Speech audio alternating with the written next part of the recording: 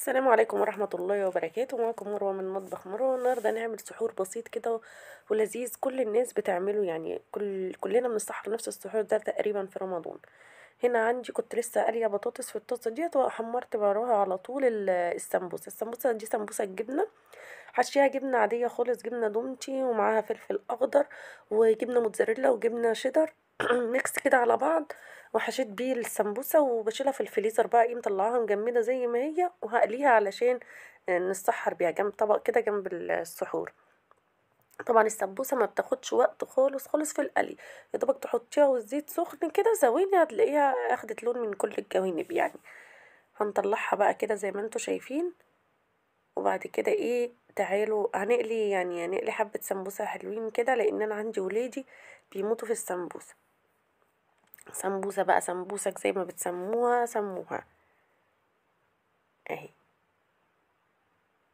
احطها بقى، بصوا مطلعها مجمده طبعا عشان توفير للوقت، بحشي جزء كده وبشيله في الفريزر، ده كان محشي جبن.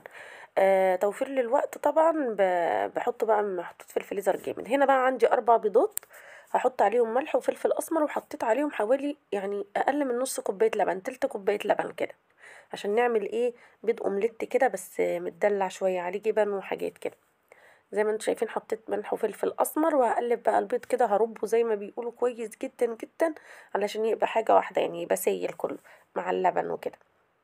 البيض ده طعمه حلو جدا جدا. هنا حطيت حتة سمنة بلدي حلوة كده او زيت، اي مادة دهنية تحبيها، والطاسة سخنة وهنزل عليها على طول بالبيض بتاعي اهو زي ما انتوا شايفين كده.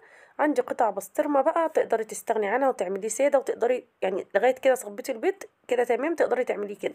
انا حطيت بقى فيه كده قطع بسطرمة اهي، غطستها كده والبيض لسه سايل تمام.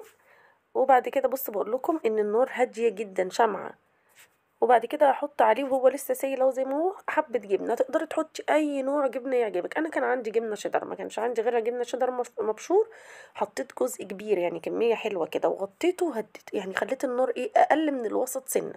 هنا بقى هعمل طعميه، كنت جايبه عجينه طعميه عادي خالص، وعندي حشوه في الفريزر على طول بتاعه الطعميه، الحشو اللي بيحشي الراجل يعني بيحشي بيه الطعميه. اخد كده الطعميه وافردها في ايدي كده العجينه، بس تكون ايدي مبلوله علشان ما تلزقش فيها، واخد كده جزء من الحشوة واحطه فيها اهو في النص كده، واقفل بقى عليها الطعمية كده واقليها. كانت رهيبة، كانت طعمها حلو جدا. الولاد بقى ايه، احنا عايزين نسحر طعمية وكده، فقلت بقى اعمل لهم ايه طعمية جنب في السحور يعني اهو. عملت سادة وعملت محشية زي ما انتوا شايفين كده، المحشية اللي هم الكبار دول، وعملت السادة اللي هي الصغيرة علشان هم ما بيحبوش الحشو. اهي سهلة جدا مفيهاش اي حاجة اهي، بصوا الطعمية تطلع رهيبة. هقلي بقى بقية الطعمية والبيض طبعا على النار، عندي على نار يعني اقل من المتوسطة سنة اهو. اكمل كل كمية الطعمية بتاعتي كده بقى، وطبعا اللي بلاقيها وشها احمر كده بقلبها على الوش التاني، وهكذا لغاية لما اخلص كل الكمية. بصوا دول ب10 جنيه عجينة طعمية، بصوا عملولي يعني حبة حلوين يعني. لو احنا نشتريها عجينة احسن، في حتى في الايام العادية احسن بكتير. اه بصوا البيض بتاعي كان خلاص، بشوف كده من الجناب بشوف ما فيهوش اي سوائل، يبقى البيض بتاعي كده تمام. هنا عندي فول اللي احنا ملمسينه مع بعض، هسخنه واحط له ملح وكمون وحبة زيت وحبة طحينة وبس كده، مش هحط له حاجة ازيد من كده. انا بحب احط له التتبيلة بتاعه البتنجان اللي هي توم مفروم وكمون وليمون وفلفل اخضر او حامي يعني او رومي وكزبرة وكده وخل. التتبيلة دي حلوة جدا اه زي ما انتوا شايفين كده، حطيت منها كده معلقة صغيرة على الفول وهقلبه خلاص كده. كنت طلعت الطعمية والفول سخن، وبصوا اهو البيض بصوا بيطلع بمنتهى السهولة. تعالوا بقى نقدم السحور بتاعنا اهو.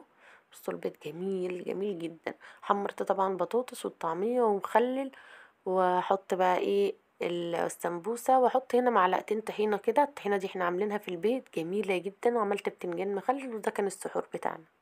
لو عجبكم السحور بقى ما تنسونيش في لايك وشير وسبسكرايب للقناة على اليوتيوب وتفعلوا